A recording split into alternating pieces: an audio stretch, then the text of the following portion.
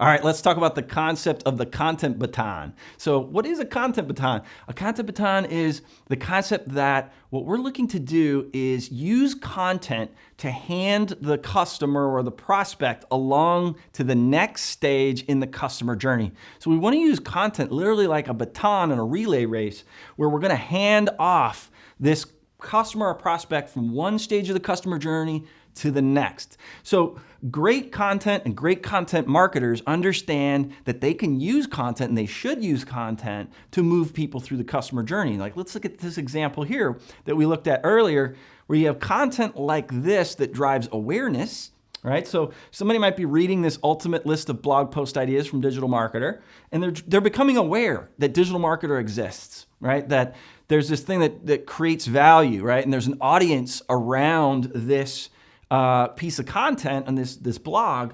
And so because we have created an audience, we can now advertise the next step in the customer journey. So we can actually advertise Digital Marketer Lab, as you can see down there, where there's the next step, right, in the customer journey. So great content is about handing people from one stage to the next.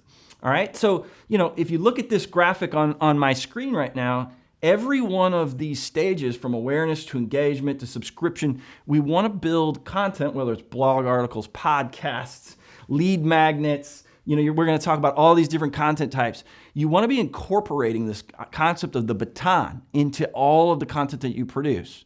Because here's the thing, failure to provide the next step in the customer journey is not just bad marketing. Okay, it is, believe me, bad marketing to not advertise the next step in your content.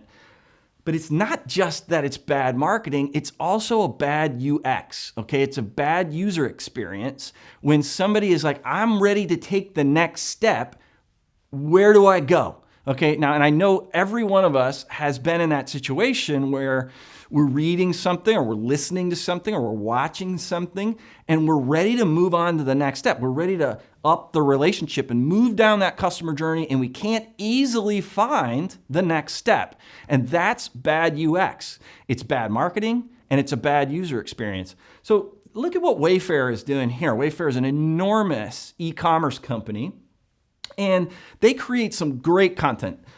They create something called Shop the Look, which is, they're going to show you a room, and then at the bottom down there, you can see the next step. So the content is, hey, do you want to look at some beautiful rooms with furniture and different things inside of them? That's great.